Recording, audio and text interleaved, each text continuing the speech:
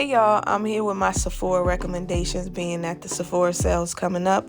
I'm going to try to keep this video very straight and to the point, and I already know y'all, I haven't been consistent like that, but I'm going to get back to uploading on the regular schedule.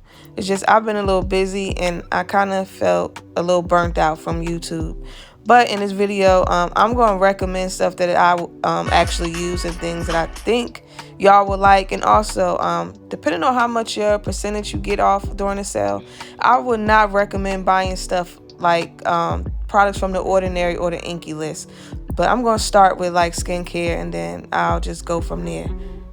Y'all, the first thing I would highly recommend is the Dr. Dennis Gross Alpha Beta daily pill pads. Y'all, I've been loving these.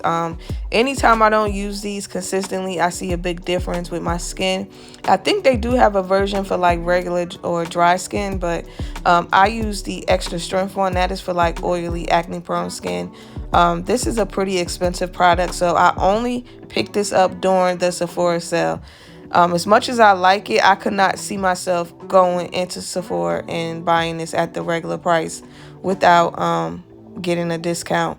And another product that I would highly recommend, also from Dr. Dennis Gross, is this Alpha Beta Daily Cleansing Gel. This is another product that is amazing. If you have oily skin, large pores, textured skin, I would highly recommend it. It comes in a mini size and a full. At one point, they did kind of sell this in a set with the daily pill pads, but I don't know what happened. But it is a product that I feel like is worth getting. And also, I've been using the retinol from Dr. Dennis Gross, and I've been loving it. This is great if you have texture skin. I started using this sometime during April, and this lasts a pretty long time, and I use this almost every day, and I still have a little bit left, so I'm definitely picking this up during the sale because it's another product that is pretty pricey, but is worth it. I will highly recommend it. Okay, and another cleanser that I would recommend comes from Pharmacy. I just picked mine up during the Prime Day at Amazon, and I paid like $20 for it. I've really been loving this. This does a really good job at getting all of the dirt and makeup off your skin. Now, I do feel like this can be a tad bit drying, so if you do have dry skin, I wouldn't recommend this for you because I feel like this would dry you out. Because sometimes when I use it, I feel like it's a little too dry, but I do like it. It gets nice and foamy. Like, I love it. This does come in the full and the mini size. I have the full size, but I would say start out with the mini and then kind of see if you like it before you get a full size. And also, Pharmacy does have the foaming cleanser in a set with the makeup removing balm. So this is a product that you might want to consider. I actually tried that removing balm. It's pretty decent.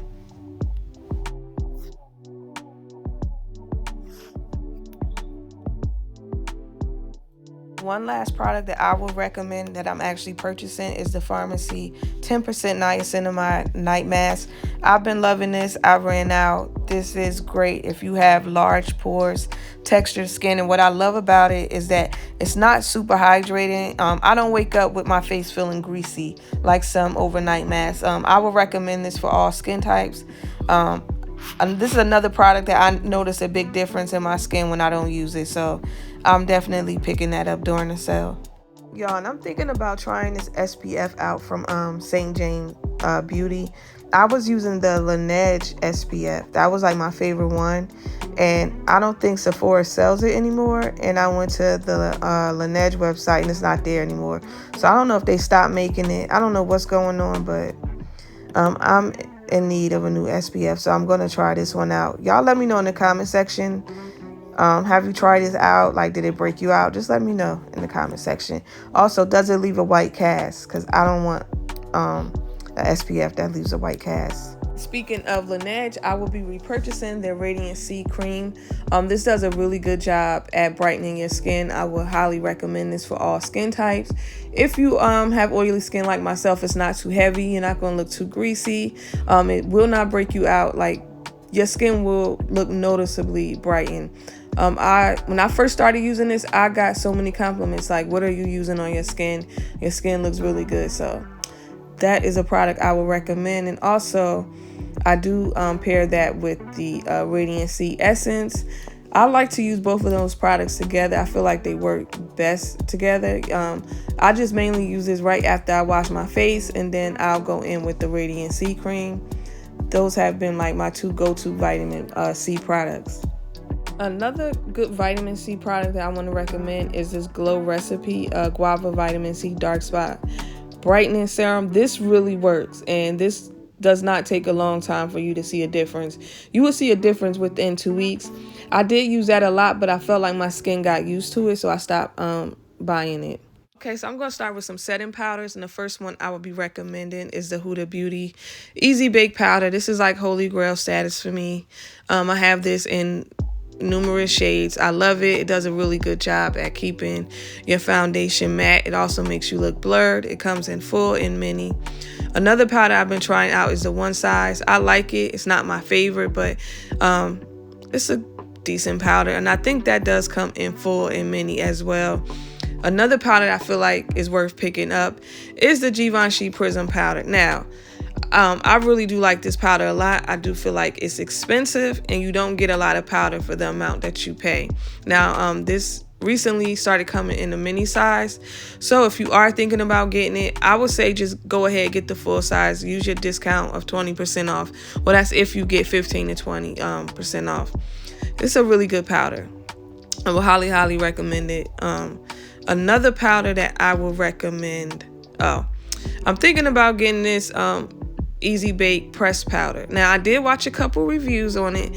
I wasn't sold on it, but I do want to try it out just because I like the other powder so much. But I think this is one that you mainly use under your eye, so I'm probably just going to get one shade. So yeah. Another powder that I think y'all should get is the Laura Mercier Ultra Blur powder. This is one that I used a lot this year. I think I have the shade Honey. I love the way that this looks. This really makes you look flawless. It looks really nice on camera, in person. This is just a really good powder. You get a lot. I feel like a lot of powder comes in that, and I think this might comes in full mini size. I don't know, but it is worth picking up. I'm trying to think. And also, I've been using the Hourglass powder. I do like it. It's not my favorite. I recently got the shade Medium because I felt like the deep one was oxidizing my foundation. Now, this is not the most matte powder, but it is nice. Again, it's not my favorite, but it's one to consider picking up. And I do have one powder foundation to recommend, and it comes from Makeup Forever. This is the HD Skin Blurring Powder. Y'all, I love this powder. This has been one of my favorites this year. I use this a lot. It has been this one and the Chanel powder. I mainly use this one to set my liquid foundation, and you don't have to worry about it changing the color of your foundation. Also, you're going to look very blurred, poreless, filtered. I will highly recommend this one.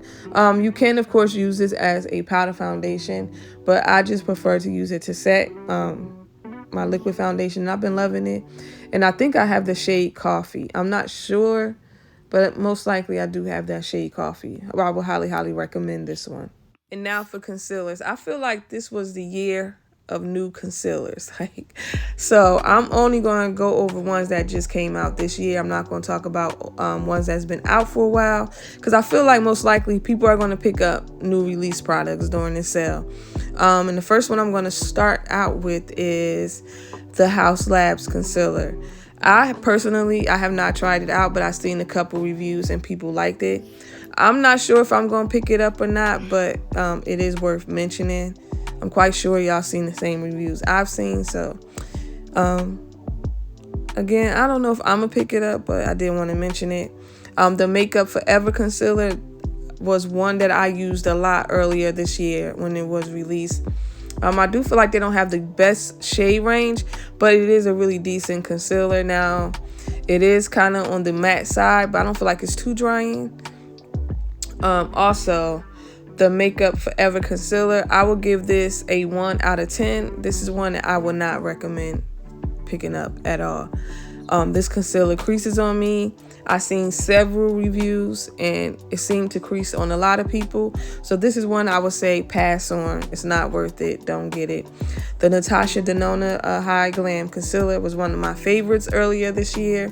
They have a really nice shade range, but the texture of this is a little dry. So if you are somebody who don't like very drying concealers, this is one you might want to skip over. Another concealer that came out this year was, I think this Dior one was reformulated. I haven't used that one a lot, even though I do have it, but it's a decent one. I don't feel like they changed the formula too much from what I remember, but it is one that you might want to consider picking up.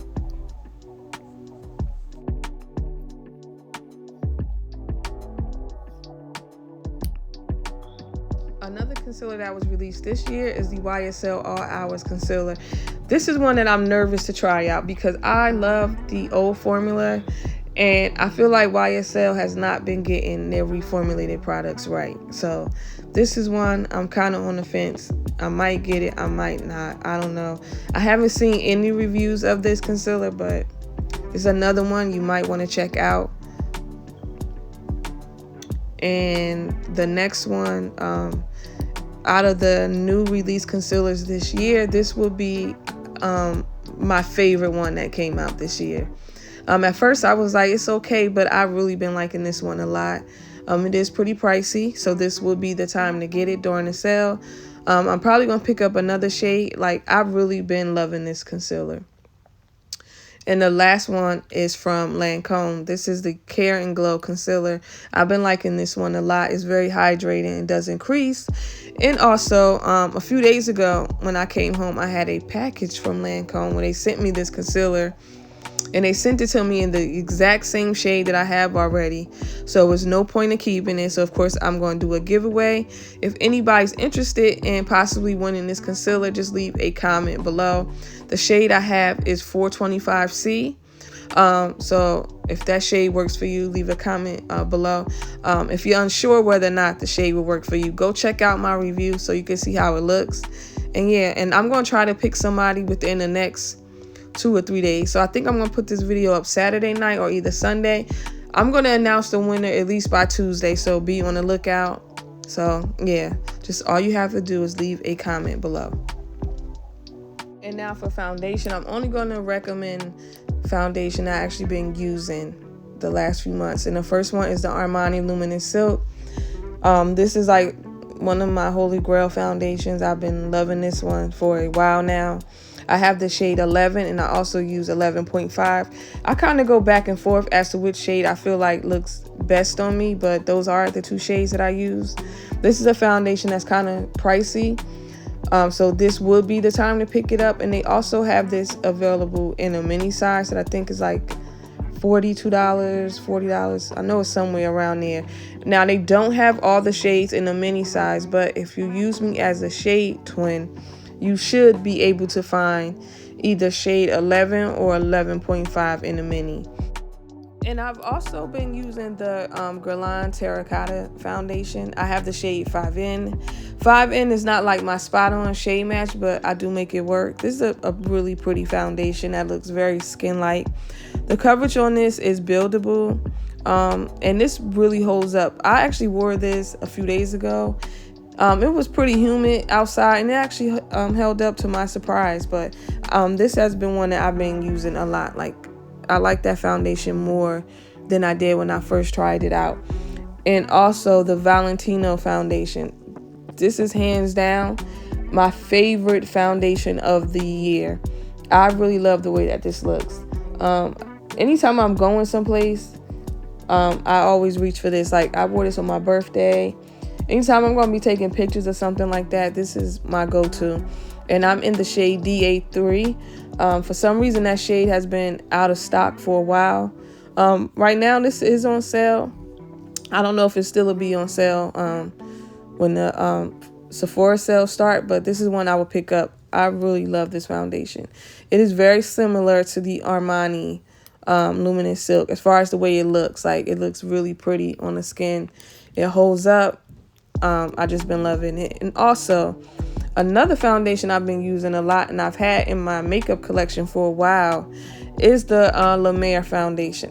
Y'all, this is just beautiful. That's the best way I could describe it. I love the way that looks on me. Like whenever I put it on, it just looks so skin-like, and I always get compliments on how well my skin looks. And sometimes I tell people, oh, I have a foundation, or sometimes I just say thank you because I feel like they don't need to know. But this has been one of my go-tos. I have the shade 440. That shade is a pretty good shade match. I don't think they sell this in store at Sephora, but you should be able to order it online with no problem. So yeah, this is a foundation that I've been reaching for a lot lately. All right, y'all, that is it for today's video.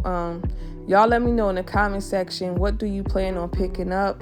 And also, I know a lot of people create a budget for themselves when it comes to the sale. Do you actually stick to your budget? And if you do, what is the tricks that you use to make sure you don't go over? I always tell myself I'm not going to spend more than $500, and then I'll stick within that amount, but then I start watching what other people picked up, and then I start buying unnecessary stuff. So hopefully I stick to my budget, y'all. But anyway, hopefully y'all like this video. Don't forget to like and subscribe, and I'll see y'all later. Bye.